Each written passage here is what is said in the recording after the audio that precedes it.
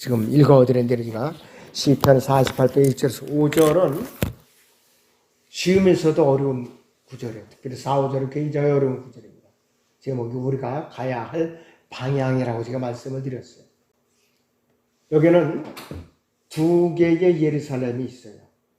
하나는 셋째 하늘에 있는 이제 예루살렘이고 또 하나는 아래층에 있는 이 땅에 있는 이스라엘에 있는 바로 예루살렘 두 가지예요.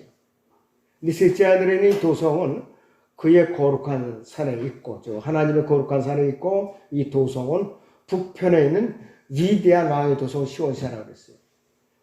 자, 우리가 나침판을 보면은 정북방향이 나와요. 거기가 바로 하나님께서 좌정에서 셋째 하늘이에요. 그곳에는 또 궁전들이 있다고 했어요. 궁전들이 섬전이대로 하나님께서 그 궁전들에서 피난처를 내치셨도다 그랬습니다. 그런데 이 땅에 있는 예루살렘의 땅에 있는 이 시온산에는 궁전이 딱 하나밖에 없어요. 구약의 역대기상 29장 1절을 보죠. 또 다윗 왕이 모든 회중에게 말하기를 하나님께서 유일하게 택하신 내 아들 솔로몬은 아직 어리고 유약하나 이 공사는 크도다. 이는 궁이 사람을 위한 것이 아니라 주 하나님을 위한 것임이라 그랬습니다. 솔로몬을 통한 성전 건축을 얘기하고 있는 것이. 그리고 그 역대기상 28장 10절에서도 보면은 이제 너는 조심하라. 이는 주께서 너를 택하시어 성소를 위한 전을 짓게 하시니 너는 굳건하여 그 일을 행하라 하더라 그랬습니다.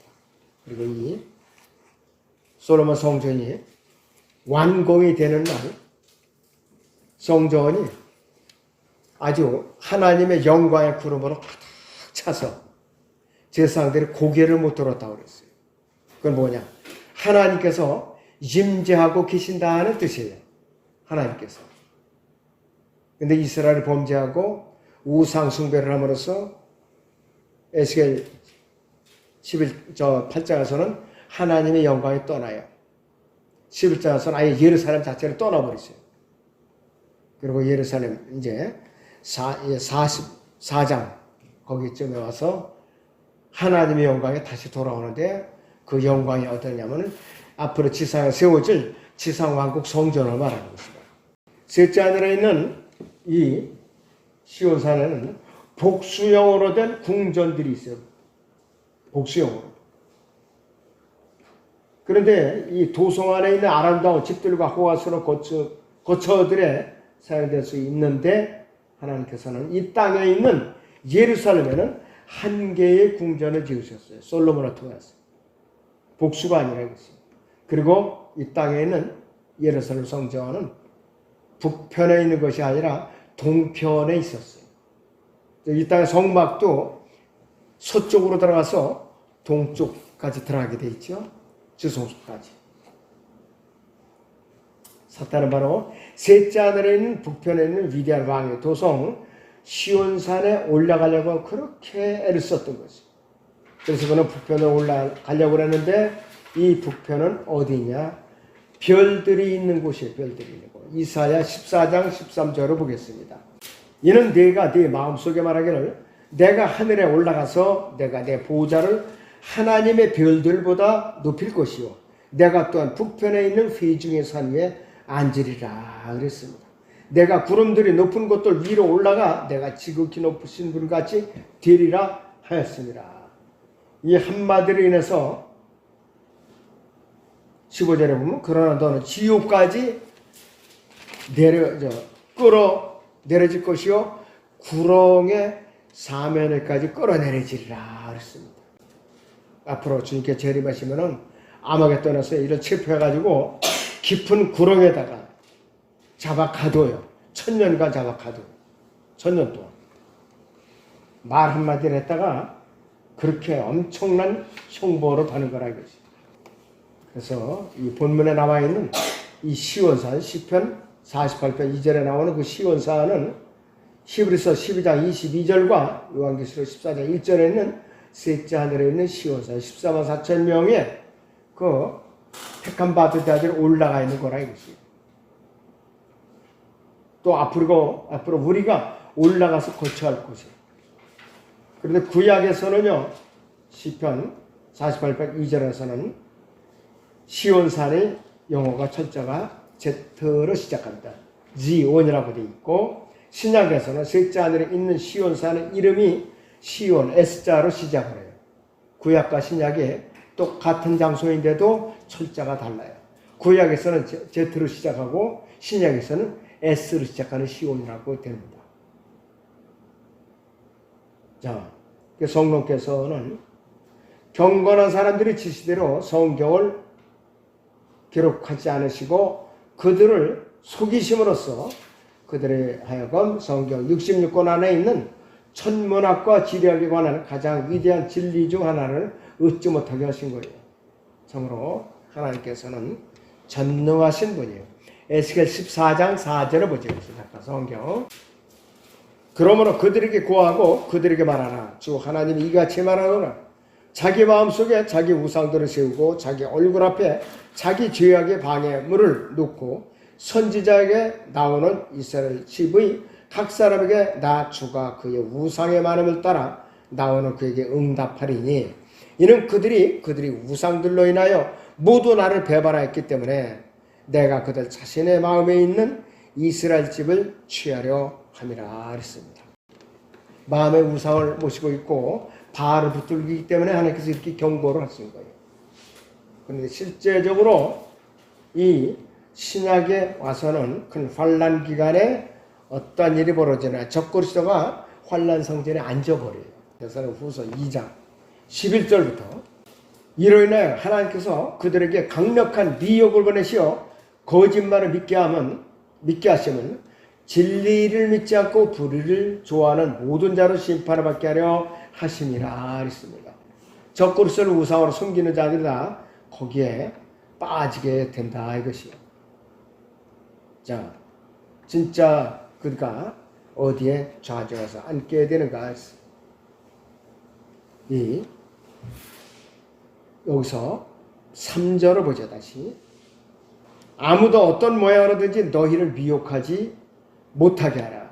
이는 먼저 배교하는 일이 이르지 않고 또 그 죄의 사람 곧 멸망의 아들이 나타나지 않고서는 그날이 오지 아니하니라 했습니다. 후 3년 반을 말하는 것입니다.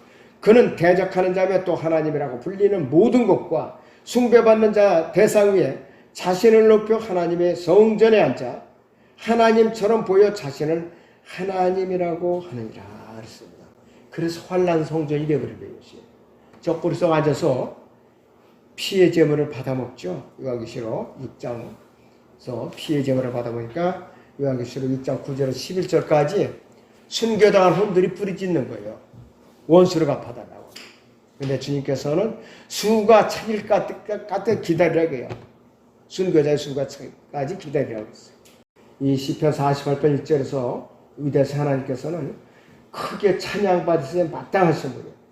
그리고 48편 3절에서 궁전들이 영광 안에 있다는 사실에 우리는 주목을 해야 됩니다. 궁전들이, 그래서 하나님께서 그 궁전들에서 피난처로 알려주셨다고 이렇게 소개를 하고 있어요. 그래서 이 킹제임스 성경에서는 방들이나 거처들 대신에 그러니까는 룸이나 거처들, 플레이스 대신에 저택들, 맨션스라고 이렇게 따로 구별해서 부르시는 거예요. 저택. 여러분께서 가실 곳은 냉난방비도 필요 없고 또 관리비도 필요 없고 쓰레기도 치울 수 없는 금은 보석으로 된 저택으로 들어가는 거예요. 아주 여러분들이 이 세상에서 구원받고 올바로 살고자 애쓰는 성도들이 가장 부자예요. 아무리 억만장자라도 재벌이라도 구원받지 않으면 지옥에 가잖아요. 거기다 비하면은 우리의 신비는 비교조차 되질 않은 거예요. 비교조차 할 수가 없어요. 우리 신비는. 너무나도 귀한 신비이기 때문에. 그리고 시편 48편 4절에서 5절을 다시 봅니다. 보라 왕들이 모였다가 함께 지나갔도다. 그들이 그것을 보고 놀라고 당황하여서 서둘러가 떠다르는데 이게 굉장히 어려운 구절이에요. 자, 여기서 보면은 적그리스도에게 속한 10명의 왕들이 잠깐 동안 단 몇 시간이라도 땅에 있는 예루살렘이 아니라 실물인 이 하늘의 그 예루살렘에 하나님의 도성 시온산 안으로 잠깐 볼 수 있는 기회가 있었던 것이에요. 그것이 바로 적그리스도와 함께한 연합국가들이에요. 여기시로 19장 19절을 봅니다. 또 내가 보니 그 짐승과 땅의 왕들과 그들의 군대가 그 말탄 분과 그의 군대에 대적하여 전쟁하려고 다 함께 모였더라 그랬습니다. 예수님을 대적하려고 아마겟돈으로 모였던 왕들을 말하고 있는 것이죠. 또 마태복음 22장을 잠깐 봅니다. 예수님께서 잔치를 베풀었는데 사람들이 오시질 않고 다 혼인잔치를 보려는데 마태복음 22장 1절에서 쭉 나오는데요. 14절까지 나오는데 이 핑계 저 핑계 대고 다 안 오는 거예요. 초청했는데. 그러니까는 주인이 화가 나니까 대로로 나가서 만나는 사람마다 전부 이제 종들을 시켜갖고 혼인잔치에 불러오게 하는데 다 왔는데 예복을 입지 않은 사람이 있었어요. 혼인잔치. 그건 누구냐? 유다 이스카리ot이에요. 바로. 그래서 주님께서 이 혼인잔치에서 쫓아내되 어떻게 쫓아내느냐. 13절 보니까 그러자 왕이 종들에게 말하기를 그 사람의 손과 발을 묶어서 데리고 나아가 바깥 흑암에 던지라. 거기서 울며 이를 갈고 있으라고 하였느니라 그랬습니다. 다시 흑암으로 던져질 것을 말하는 것입니다. 기껏 왕이신 그분께서 초청을 했는데 갔는데 예복을 입지 갔다 이것이 뭐냐. 구원받지 않은 자라 이거예요 바로. 그러니까 이 왕국잔치에 참여할 수가 없는 거예요 도대체. 자, 그리고 에스겔 27장과 28장에는 큰 환란 기간의 5번째 그룹인 적그리스도 그 상업 조직을 다루고 있는 것이 이것이 요한계시록 18장 3절에서 23절에 보면은 여러 나라들이 로마 카톨릭을 상대로 무역을 하는 거예요. 그래서 마지막 상품이 사람들의 혼들이에요. 사람들의 혼들. 요한계시록 18장을 봅니다. 13절에 보면은요. 계피와 향료와 향유와 유향과 포도주와 기름과 고운 가루와 밀과 짐승들과 양과 말과 마차와 노예들과 사람들의 혼들이라 했습니다. 사람들의 혼들이라. 그래서 이 큰 환란 기간에 적그리스도가 등장하면은 짐승의 뼈를 받게 가지고서 그 칩이 원격 조정이 되는 거예요. 슈퍼컴퓨터에 의해서. 그 사람들이 혼을 조정하는 거예요. 혼을.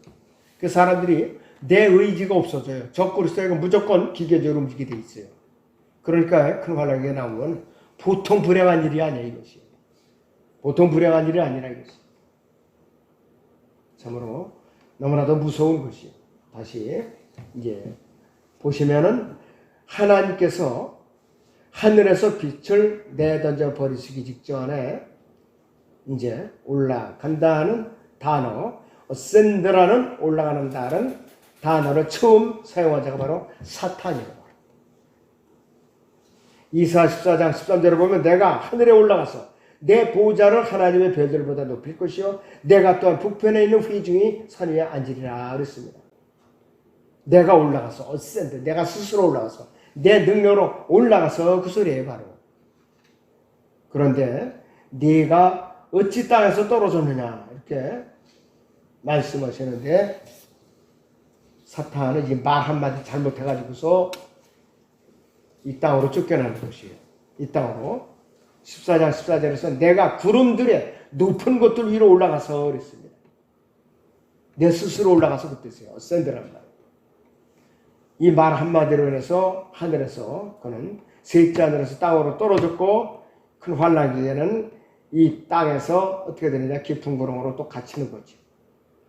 그래서 이제 이사 14장 15절을 보시면 지옥에까지 끌어내려질 것이요 구렁이 사면에까지 끌어내려지리라 그 말씀 있어요. 유다 이스카르시 지금 구렁에 깊은 사면에 끌어내려져 갇혀있는 상태예요. 그런데 요한계시록 24, 10절에서는 그들을 미혹하던 마귀가 불과 유황못에 던지니 그곳에는 그 짐승과 그 거짓 선지자도 있어 영원 무공토록 밤낮 고통을 받으리라 그랬습니다.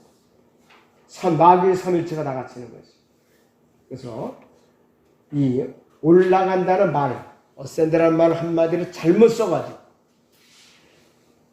아주 철저하게 파멸이 정해졌는데, 올라간다, 어센드라는 단어의 의미에는 인간이 자신의 능력으로 스스로 하늘로 올라가겠다는 말이에요.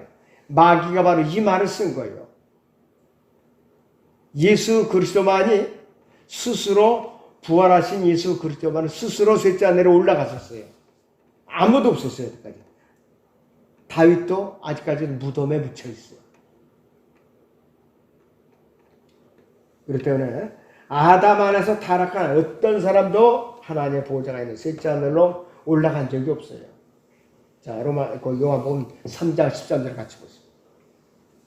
하늘에서 내려온 곧 하늘에 있는 인자, 사람의 아들 인자 외에는 아무도 하늘에 올라간 자가 없느니라 그랬어요. 영어로 단어 이렇게 나왔더라고요. has ascended라고 그랬어요. 이건 뭐냐? 이 현재 완료로 되어 있거든요. 계속해서 지금 올라가서 하나님 보좌 오른편에 앉아 계시는 상태가 계속 유지되는 거예요. 이것이 바로 시제가 바로.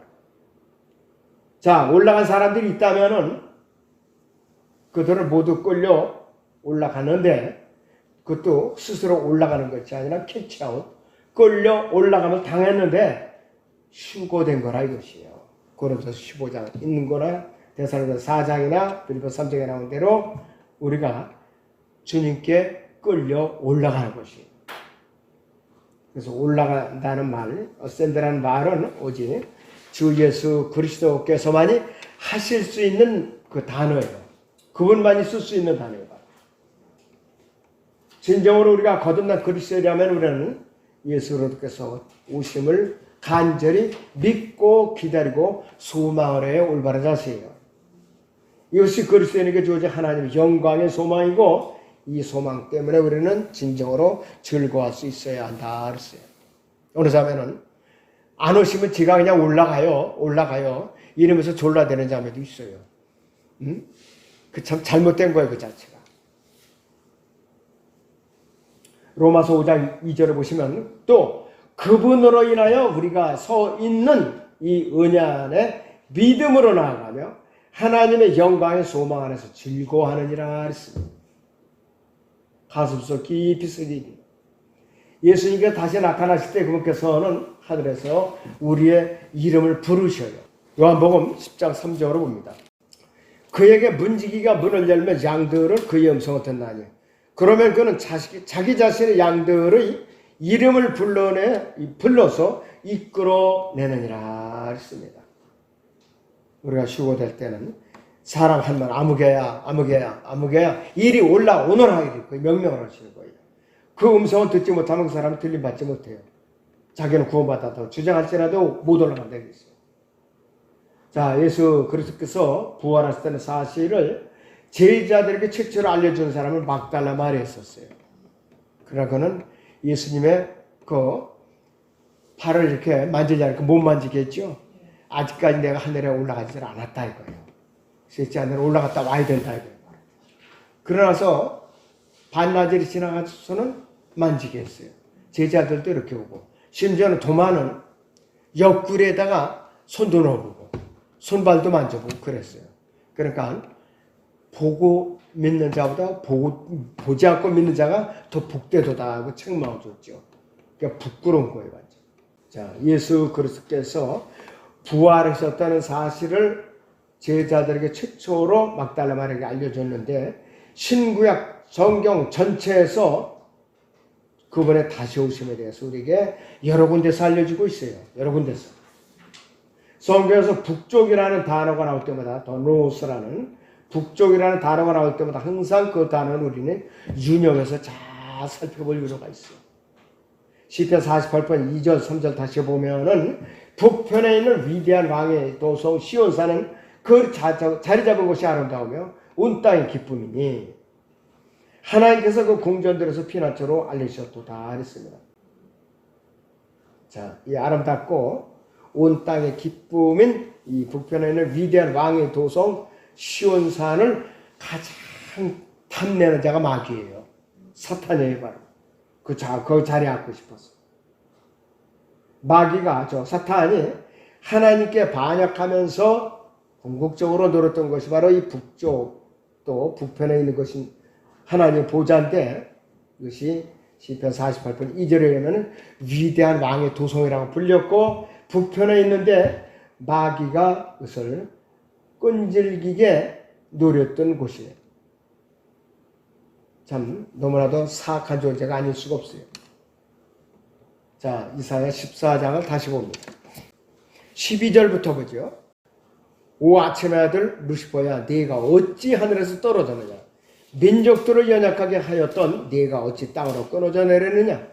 이는 네가 네 마음속에 말하기를 내가 하늘에 올라가서 내가 내 보좌를 하나님의 별들보다 높일 것이요 내가 또한 북편에 있는 회중의 산 위에 앉으리라. 내가 구름들의 높은 곳들 위로 올라가 내가 지극히 높으신 분의 분 같이 되리라 했습니다. 하나님 같이 되리라고 그랬거든요. 그 하나님께서 가만 놔두실 리가 없지요. 그 깊은 구름의 사면에까지 끌어내려서 갇혀 있는 것이죠. 그래서 이 북편에 있는 시온산은 거룩한 것이요, 글자가들 거룩하고 수정과 같은 유리 바다가 있는 것이에요. 하나님 보좌 앞에 펼쳐 있는 것이에요. 여기에 누가 올라가서 찬양을 부르고 있어요. 여기서 15장 2절을 보죠. 내가 보니 불로 뒤섞인 유리바다가 같은 것이 있고 그 짐승과 그의 형상과 그의 표와 그의 이름의 숫자에 대하여 이긴 자들이 하나님의 하프들을 가지고 유리바다에 섰더라. 여기서는 문자적으로 이스라엘 14만 4천 명이에요. 12지파에서 올라간 14만 4천 명이 올라가는 거예요. 이런 큰 환란 기간에 살아서 들린 바다예요. 죽임을 당하는 것이 아니에요.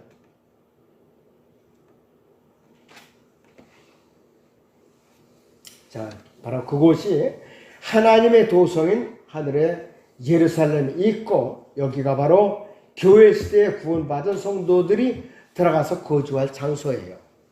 예수님께서는 우리를 그곳에 저택의 마로 데리러 오시라고 약속을 해놓고 떠나신 분인데요. 요한복음 14장의 2절에 3절을 보죠. 나의 아버지 집에는 많은 저택들이 있느니라. 그렇지 아니하면 내가 너희에게 말하였으리라. 나는 너희를 위해 처소를 마련하러 가노라. 내가 가서 너희를 위해 처소를 마련하면 다시 와서 너희를 내게로 영접하여 내가 있는 그곳에 너희도 있게 하리라 그랬습니다. 너희도 있게 하리라 그렇게 말씀을 하고 있어요. 그런데 여기가 자 요한계시록 21장 보죠. 2절을 봅니다. 나 요한은 거룩한 도성 새 예루살렘에 하나님께로부터 하늘에서 내려오면서 보았는데 마치 신부가 자기 남편을 위하여 단장한 것 같이 하였더라 그랬습니다. 이제는요 이 지상왕국이 끝나면은요 그 새 예루살렘 도성이 땅에 어디까지 내려올지는 밝혀지질 않았어요. 내려와요.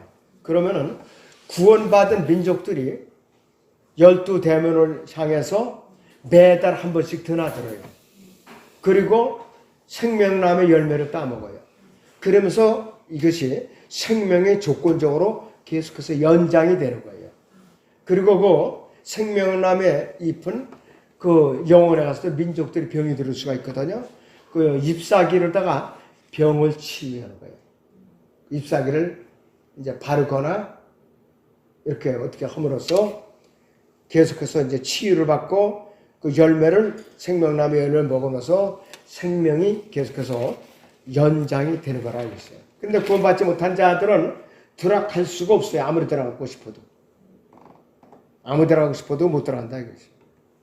자, 여기 요한계시록 21장에 이제 보시면은 굉장히 8절을 보시면은 어떤 자들이 못 들어가느냐 보세요. 그러나 두려워하는 자들과 믿지 않는 자들과 가증스러운 자들과 살인자들과 음행하는 자들과 마술하는 자들과 우상 숭배하는 자들과 모든 거짓말하는 자들은 불과 유황에 타는 못에 참여하리니 이것이 둘째 사망이라고 하시더라. 들어올 수가 없는 거예요. 거기에.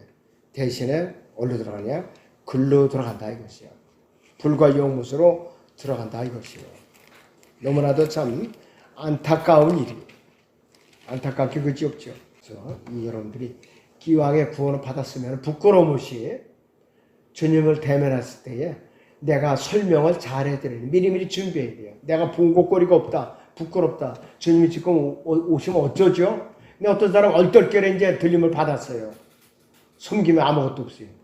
그 난처한 상태를 상상을 한번 해보세요. 표현할 수가 없어요, 말로. 미리미리 여러분들이 준비를 잘했어요. 그래서 우주에서 위쪽이라고 말할 때는 언제나 정북쪽을 말해요. 정북쪽. 그래서 하나님께서는 바로 이 정북쪽, 진북 방향인 북쪽에 보좌를 마련하고 앉아 계시는 거예요. 앉아 계시고 그 바로 오른편에 예수님께서 제사장으로서 변호인으로서 중보자로서 계시요. 아까 그 찬송가 20장 부를 때에 아주 구절이 틀린 게 있어요. 구주와 대왕이라고 그랬죠. 대왕이 아니에요. 지금은 제사장이에요. 거기를 어떻게 어떻게 저를 고쳐놔야 돼요. 그리고 또 이제 성령께 이제 경배 드리세요라는 말이 이제 나왔었거든요. 여기서 8장을 잠깐 보죠. 4절에 2단이네요. 아버지 아들 성령께 경배하라 그랬죠. 이 성령께 경배하라 대단히 잘못된 거예요. 우리가 성령을 경배하는 대상이 아니라 그랬죠. 조직신학에서 분명히 이게 그렇게 가르쳐 주세요. 아니라 이거죠. 이런 찬송은 어떻게 연구해서 고쳐서 부르든지 부르지 않아야 되는 거예요.